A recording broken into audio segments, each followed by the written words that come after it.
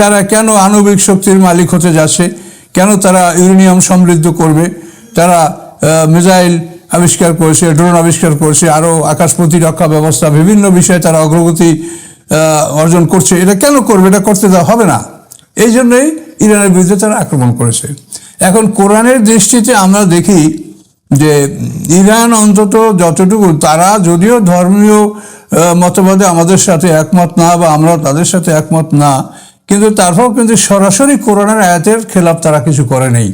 যেহেতু কোরআন বলছে ইহুদি খ্রিস্টানদের সাথে বন্ধুত্ব বর্জন করতে, তারা সেটা করেছে। কোরআন বলছে শক্তি সঞ্চয় করতে, তারা শক্তি সঞ্চয় করার চেষ্টা করে যাচ্ছে। কাজে এই ক্ষেত্রে আমরা মানে ইরানের এই কর্ম, এটা যেহেতু যে কর্মগুলি কোরআনের সাথে মিলছে, সে ব্যাপারে আমরা তাদের বিপক্ষে কোনো মতামত আমরা দিতে পারি না। এই জন্য খামেনি মারা গেছে, আমরা তাকে মনে করব যে শাহাদাত বরণ করেছেন, যেহেতু তিনি অন্যের প্রতি মাথা নত করেন নাই। তো এভাবেই ফয়সালা তো আল্লাহর হাতে। এটা আমরা যেটা দলিল প্রমাণে যেটা আমাদের কাছে প্রমাণিত হয় সেটা আমরা বলি। হয়তো আমি যা বলছি অন্য একজন আরও অন্য কিছুও বলতে পারেন, বলার সবারই অধিকার আছে। কোরআন থেকে সবাই বলবেন, এটাই আমরা কামনা করছি। আর আপনারা আপনাদের জ্ঞান অনুযায়ী বুঝে শুনে গ্রহণ করবেন যে কোন কথা গ্রহণ করা উচিত এবং কোনটা গ্রহণ করা উচিত না, সেটা আপনাদের মতামত। তাহলে আমরা যে দুরবস্থাটা মুসলমানদের দেখতে পাচ্ছি, এর পরিণামটা কি হতে পারে বলেন? মুসলমানদের 57টা রাষ্ট্র, তারা সবাই ইহুদি খ্রিস্টানদের গোলাম।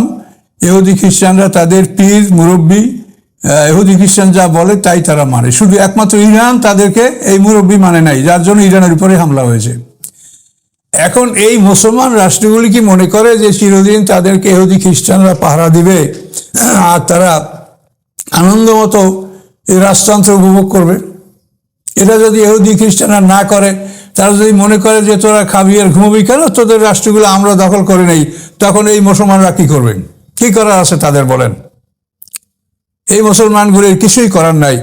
এবং আল্লাহ রসুলের এই প্রসঙ্গে অনেক হাদিস আছে। এখন হাদিসের কথাগুলিতেও 100% অথেন্টিক মনে করা যায় না। তারপরে যদি আপনারা কোনো বেটার সোর্স, কোনো বর্ণনার সাইটে কোনো আরও ভালো বর্ণনা পান, সেটা আপনারা অনুসন্ধান করে দেখবেন, এটা আপনাদের অধিকার। তবে যতখানি পাওয়া যাচ্ছে সেগুলি হলো যে এই ইহুদি এবং খ্রিস্টানরা একত্রিত হয়ে তারা মুসলমানদের বিরুদ্ধে লড়াই করবে এবং তারা একমাত্র মদিনা প্রবেশ করতে পারবে না, এছাড়া পৃথিবীর অন্য সব অঞ্চলগুলি তারা দখল করবে। এবং এটা দাজ্জালের আবির্ভাবের পরে এটা তারা করবে।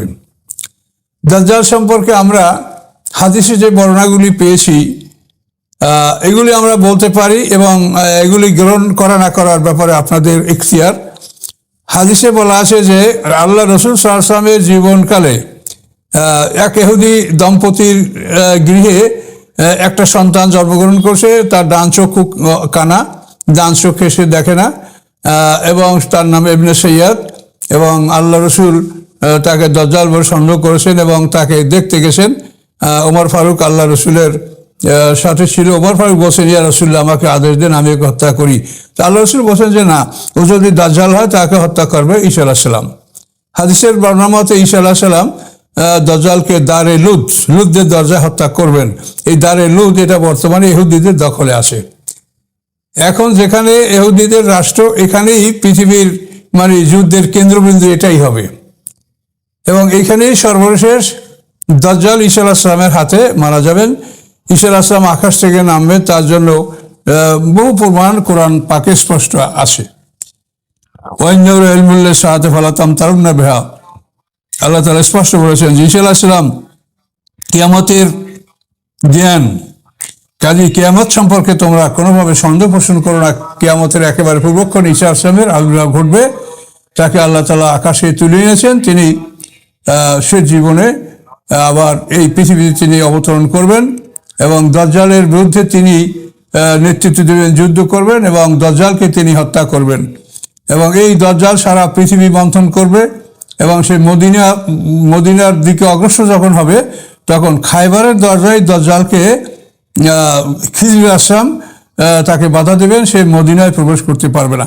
এভাবে পৃথিবীতে একটা ভীষণ একটা অবস্থা আমাদের সামনে আসে। অবস্থাটা আমাদের মধ্যে এটা ঘটবে আল্লাহ রসুল বলেছেন, এবং আমরা কোরআন আয়াতের সাথে যেগুলো মোটামুটি মিলে তাতে আমরা দেখতে পাচ্ছি যে এরকম একটা ভয়ঙ্কর অবস্থা আমাদের সামনে আসবে যে ইহুদি খ্রিস্টানরা আমাদের মুসলমানদেরকে এখন ছায়া দিয়ে রাখছে, মুসলমানদেরকে লালন পালন করছে ডানার তলে রেখে, এরাই একদিন এই মুসলমানদের সাম্রাজ্যগুলি আক্রমণ করে এগুলি দখল করবে। তার কারণ আপনার মানে তাদের কোনো শক্তি নাই, ক্ষমতা নাই, খালি খাবে আর ঘুমাবে আর রাষ্ট্রান্তর করবে, আর আমরা তাদেরকে পাহারা দিব। এই পাহারা কতদিন ইহুদি খ্রিস্টানরা দিবে আপনাদেরকে? আপনাদের নিজেদের শক্তি নাই।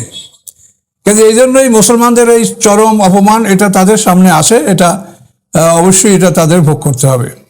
কিয়ামতের আলামতগুলি কতগুলি আল্লাহর কোরআনে বর্ণিত আছে, আবার কতগুলি আল্লাহ রসুল বলেছেন। তো যাই হোক, আমাদের সবচাইতে যে কথাগুলি আমাদের জরুরি আমি মনে করি সেটা হলোই, আজকে দেখেন মুসলমানদেরকে আল্লাহ তাআলা কোরআনে কি বলেছেন। মুসলমান নয়, কোরআনের কথা তো সমস্ত মানুষের জন্যই, তারপরে মুসলমানরা আমরা এটা গ্রহণ করছি, এই জন্য আমি মুসলমানদের জন্য বলছি, তার না বলাই ভালো, সকলের জন্য কোরআন। তো এখন কোরআনে যেটা বলা হয়েছে যে পৃথিবীর মানুষ হলো দুদল, মুমিন এবং কাফের, সূরা তাগাবুনের মধ্যে। এর মধ্যে আল্লাহ সূরা আনফালে বলেছেন যে তোমরা, প্রথমে বলা হয়েছিল যে একের মোকাবেলায় 10, তোমরা একজন ওরা 10 জন, তোমরা 10 জন ওরা 100 জন, এভাবে তোমরা যুদ্ধ করবে, ময়দান ত্যাগ করবে না। পরে আল্লাহ তাআলা সূরা তওবা আনফালের 66 নম্বর আয়াতে আল্লাহ বলছেন যে বিধানটা হালকা করা হলো এবং তোমাদের দুর্বলতা সম্পর্কে আল্লাহ অবহিত আছেন। কাজেই এখন এইরকম মিনকুম মিয়াতুন সাবিরাতুন ইয়াগলুবু মিয়াতাইন, তোমাদের 100 ধৈর্যশীল লোক হলে তোমরা 200 কাফেরের সাথে লড়াই করতে পারবে, এটা আল্লাহ বলছেন। তো এখানে আমরা বুঝতে পারি যে সারা পৃথিবীর কাফের এরা একদল, সারা পৃথিবীর মুসলমান আর এক দল। তো মুসলমান যদি আমরা 3-1 হতে পারি, তাহলে কাফেরদের বিরুদ্ধে আমরা যুদ্ধে ময়দানে অবতরণ করতে পারবো, আমরা যুদ্ধ থেকে পালাবো না, আমরা বিপ্লব যুদ্ধ যেটা হোক সেটা করবো, আল্লাহ আমাদেরকে সাহায্য করবেন। কিন্তু এই সংখ্যা উপনীত না হওয়া পর্যন্ত তো আমরা মাঠে নামার জন্য আমাদেরকে তো আল্লাহ আদেশ করেন নাই। 3-1 পর্যন্ত উপনীত না হওয়া পর্যন্ত আমরা মাঠে নামবো এই কথা আল্লাহ আমাদেরকে বলেন। আমাদের বলতে তোমরা দাওয়াতি কাজ করো, এবং এই দাওয়াতি কাজে তো আমরা অনেক পিছিয়ে আছি। দেখেন জাকাতে যে জাকাত ব্যয় যে 8টা ফান্ড বলা হয়েছে, এর মধ্যে একটা আছে মুআল্লাফাত কুলুবুহুম। মুআল্লাফাত মানে উলফত, অর্থাৎ ভালোবাসা সৃষ্টি করা। দুর্বলদের অন্তরে ভালোবাসা সৃষ্টি করতে হবে জাকাতের মাল দ্বারা। তো এইটা মোমেনদের কাফেরদের উভয়ের ক্ষেত্রে। মোমেনদের মধ্যে যারা দুর্বল চিত্ত তাদেরকেও জাকাতের অর্থ করে দিয়ে তাদের মনটাকে, মনের মধ্যে বন্ধুত্ব সৃষ্টি করা, আস্তে আস্তে ধীরে ইসলামের প্রতি তাদের ভালোবাসা বাড়বে এবং ইসলামের প্রতি তাদের মন দৃঢ় হবে। আর যারা দুর্বল অমুসলিম আছে তাদেরকেও যদি ধন সম্পদ দিয়ে কিছু সাহায্য করার প্রলোভন দেওয়া হয় বা তাদেরকে আশ্বাস দেওয়া হয়, তাহলে হয়তো তারাও ইসলামের মধ্যে দীক্ষিত হবে। যেটা আমরা দেখছি খ্রিস্টানরা কি করছে, তারা মিশনারি স্কুল, মানে মিশনারি গির্জা, এগুলির মাধ্যমে তারা অনেক মানুষকে তারা কিছু উপকার করছে। কাউকে ঘর করে দিচ্ছে, কাউকে বিবাহ করে দিচ্ছে, কাউকে ব্যবসার জন্য কিছু মালাসবাব দিচ্ছে, কাউকে একটা গরু কিনে দিচ্ছে। এভাবে করে তারা মানুষকে প্রতিষ্ঠা করার চেষ্টা করছে এবং ধীরে ধীরে এতে করে সারা পৃথিবীতে খ্রিস্টানদের সংখ্যা দিন দিন বাড়ছে, কিন্তু মুসলমানদের সংখ্যা বাড়ছে না। তার কারণ এই কথাটা তো আল্লাহর কোরআনে আল্লাহ বলেছেন যে মুআল্লাফাতি কুলুবুহুম, অন্তরে বন্ধুত্ব সৃষ্টি করার জন্য জাকাত থেকে সম্পদ ব্যয় করবে। কিন্তু এই সম্পদটা মুসলমানরা ব্যয় করছে না, বরং মুসলমানদের যদি কোনো কেউ এই দিনের মধ্যে প্রবেশ করে, নবমুসলিম হয়, তাহলে সে মরণ পর্যন্ত নবমুসলিমই থাকে। তাকে রিহেবিলিটেশন, পুনর্বাসন করার জন্য এখানে কোনো নিয়মতান্ত্রিকভাবে কোনো ব্যবস্থা নাই। অথচ জাকাতের একটা ফান্ড এই বন্ধুত্ব সৃষ্টি করার জন্য ব্যয় করতে আল্লাহ বলেছেন। কাজে আমাদের যদি সারা পৃথিবীতে যে মুসলমান আমাদের সারা পৃথিবীতে এই মিশনটা চালু রাখি, এই যে মুআল্লাফাতগুলো অন্তরে বন্ধুত্ব সৃষ্টি করা, ভালোবাসা সৃষ্টি করা, এই প্রোগ্রামটা নিয়ে যদি প্রত্যেকটা মুসলিম রাষ্ট্রে এরকম একটা মন্ত্রণালয় থাকে এবং যদি এরকম একটা ব্যবস্থাপনা থাকে যে সেখানে সরকারিভাবে জমিন অ্যাকোয়ার করা, বা অনেক জমিন আমাদের এমনি পড়ে আসে নদীর চরে, পার্বত্য অঞ্চলে, যেখান থেকে মানে হাজার হাজার বিঘা জমি ইচ্ছা করলে শয়তান, হাজার হাজার একর জমি ইচ্ছা করলে সরকার এই জমিটা অ্যাকোয়ার করে সেই জমিতে এভাবে একটা প্রজেক্ট তারা করতে পারেন যে নবমুসলিম বা যারা ইসলাম গ্রহণ করবে তাদের জন্য এখানে তাদেরকে রিহেবিলেট করার জন্য, তাদের পুনর্বাসন করার জন্য এখানে ব্যবস্থা করা হবে। এবং এই জন্য সাথে তাদের প্রশিক্ষণ, যে কেউ আবার এই সম্পদের লোভে আইসা ইসলাম গ্রহণ করবে আবার চলে যাবে, এভাবে না হয় এই জন্য যারা দীক্ষিত হবে তাদের প্রশিক্ষণের সুব্যবস্থা থাকবে, যাতে তারা ইসলাম শিখতে পারে এবং ইসলামে তাদের ভালোবাসা সৃষ্টি হয়। এভাবে যদি একটা প্রোগ্রাম সমস্ত মুসলিম বিশ্বে থাকে, তাহলে এর ফলে প্রতি বছর লাখ লাখ মুসলমানদের সংখ্যা বাড়বে। সংখ্যা বাড়লে মুসলমানরা হয়তো 3 উপনীত হতে পারবে। কিন্তু মুসলমানদেরকে আল্লাহ যে অঙ্কে মানে যে সংখ্যায় উপনীত হতে বলেছেন, সেই সংখ্যায় উপনীত হওয়ার জন্য চেষ্টা তো থাকতে হবে, যে 3 যাতে আমরা হতে পারি। তো এটা কোরআনের বলা বিষয়। তো এই বিষয়টা সম্পর্কে আমাদের মানে যারা ক্ষমতাসীন, যারা রাজনীতি করেন, এ ব্যাপারে তারা কোনো ভূমিকা নিচ্ছেন না। কাজে আমার দাওয়াত দেওয়ার কাজ, আমি দাওয়াত দিচ্ছি, কে শুনবে কে না শুনবে সেটা আল্লাহ জানেন, আমি জানি না। তবে এই ব্যবস্থা কিন্তু আছে। এই ব্যবস্থা থাকলে আমার মনে হয় 10 বছরের মধ্যে পৃথিবীতে মুসলমানদের যে সংখ্যা বাড়বে, তাতে আমরা 3 পার হয়ে যেতে পারবো। তো এক হলো 3 আমাদের পার হওয়া বা 3 সংখ্যায় উপনীত হওয়া। এবং এরপরে কথা হলো যে ওয়াতাসিমুবিহাবিল্লাহি জামিয়া, সকলকে আল্লাহর রশি, আল্লাহর রজ্জু কোরআন শক্ত করে ধারণ করতে বলা হয়েছে। আমরা এই ক্ষুদ্র বাংলাদেশ, এখানে আমরা নির্বাচনে দেখলাম যে অন্তত 6টা মুসলিম দল নির্বাচন করেছে, এবং নির্বাচনের বাইরে তো মনে হয় যে আরো শতাধিক দল আছে আমাদের এই বাংলাদেশেই, নির্বাচনের বাইরে যারা বিভিন্ন দল করে কিন্তু নির্বাচনে আসে নাই। তাহলে এই যে দল করা, এটার কি অর্থ হতে পারে বলেন? এগুলির বিরুদ্ধে আমরা বলছি, আল্লাহ বলতে বলেছেন কোরআনের কথাতে, আমরা বলছি যে আল্লাহ তাআলা যে কথা বলেছেন সেই কথাগুলি যদি আমরা পালন না করি, তো হাশরের ময়দানে আমরা এই প্রশ্নে কি জবাব দেব? যে তোমরা মানুষের অন্তরে ভালোবাসা সৃষ্টি করে কেন তোমরা মুসলমানদের সংখ্যা বাড়াবার চেষ্টা করলে না? আমাদের জানামতে বহু পরিবারে এমন আছে যে যেখান থেকে কিছু লোক ইসলামের দিকে আসতে চায়, কিন্তু তারা ভীত যে ইসলামের দিকে আসলে তারা পৈতৃক সম্পত্তি হারাবে, সুযোগ সুবিধা হারাবে, বংশের পক্ষ থেকে আক্রমণ হবে, কাজে এগুলো কে প্রোটেকশন দেবে, কে তাদেরকে বাঁচাবে, এরকম কোনো সুরক্ষা নাই। এই সুরক্ষা না থাকার কারণেই তারা মন চাইলেও তারা কিন্তু ইসলাম গ্রহণ করতে পারছে না। এরকম কিন্তু বহু বিষয় আছে।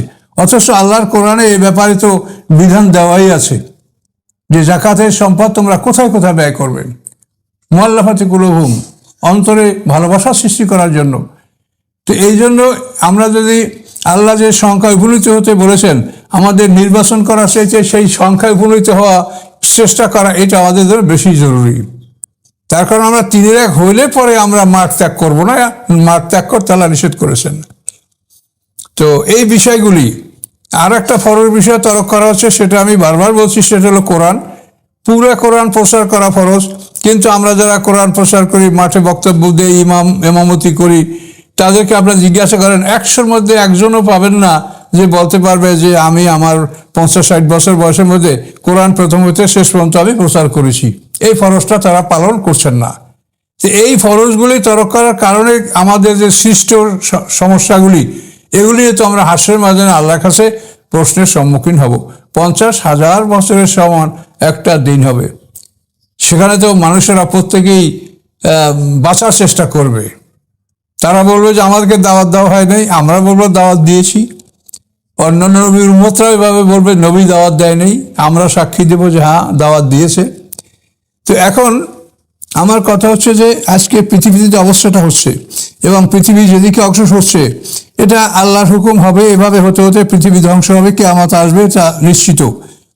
তো এটা তো আল্লাহ আমাদের কুল্লাকুম মিয়াদু ইয়াউমিন লা তাস্তাখিরুন আন সাআতিন ওয়া লা তাস্তাকদিমুন, এটা তো আল্লাহ বলে দিয়েছে যে তোমাদের জন্য একটা দিনের প্রতিশ্রুতি দেওয়া আছে। সেই দিনে এই পৃথিবী ধ্বংস হবে, হাসরের মাঠে সবাই উপস্থিত হবে, সেই দিন বিচার কার্য হবে। এটার জন্য আল্লাহ দিন নির্ধারিত করে রেখেছেন, সেই দিন এটা আসবে। এটা আগেও করা যাবে না, পরেও করা যাবে না। কিন্তু এখন আমরা সেদিকে তো অগ্রসর হচ্ছি, কিন্তু এখন কথা হচ্ছে যে আমাদেরকে জবাবদিহিতা করতে হবে। এই জবাবদিহি কিভাবে আমরা করব, সেজন্য মুসলমানদের সতর্কতা অবলম্বন করা উচিত যে আমরা মুসলমানরা ইহুদি খ্রিস্টানদেরকে বন্ধু বানিয়ে বসে আসি, আর ইরানের উপরে আমাদের সমস্ত মুসলমানদের মানে কারো অন্তরে তাদের জন্য দরদ তো নাই, বরং তারা মানে সবসময় দিবারাত্রি এক চিন্তাই আসে যে ইরান যদি ধ্বংস হয় তাহলে আমাদের রাষ্ট্রযন্ত্রের বিপক্ষে আর মুসলমানদের কেউ থাকে না। তো এটা আপনারা চিন্তা করতে পারেন, দুনিয়া কার কয়দিন, পৃথিবীতে ফেরাউন, কারুন, হামান, সাদ্দাত কেউ বেঁচে নাই, আপনারা সবাই জানেন। আপনারাও মরবেন, আমরাও মরবো, কিন্তু মরার পরে আল্লাহর কাছে বিষয়গুলি হিসাবে আসবে। আমাদেরকে হিসাব দিতে হবে যে আমরা আল্লাহ কি করতে বলেছেন, আমরা কি করেছি।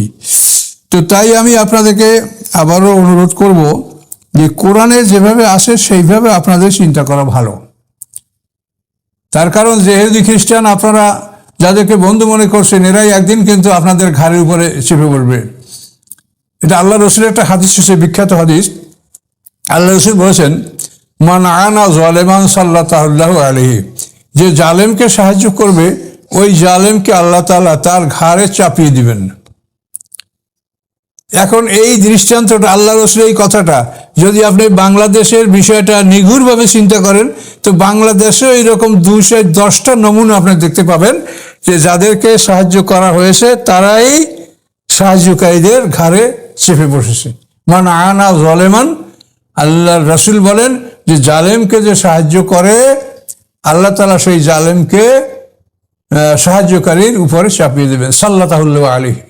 জালেমকে যে সাহায্য করবে সেই জালেমকে আল্লাহ তাআলা সাহায্যকারীর ঘাড়ের উপরে চাপিয়ে দেবেন। এবং এটা বাংলাদেশের ইতিহাসে আপনি একটু চিন্তা করলে দেখতে পাবেন যে এটা কিভাবে এই সত্য বাস্তবতা এটা ঘটেছে। কাজে এটা আরো ঘটবে, কিয়ামত পর্যন্ত ঘটবে। কাজে আল্লাহ রসুলের এই কথা ভবিষ্যৎবাণী এটা চলবে। কাজে ইহুদি খ্রিস্টান এই জালেমকে যারা সহযোগিতা করছে, এই জালেমকেই আল্লাহ তাআলা সাহায্যকারীদের ঘাড়ে চাপিয়ে দেবেন। এটা আল্লাহ রসুলের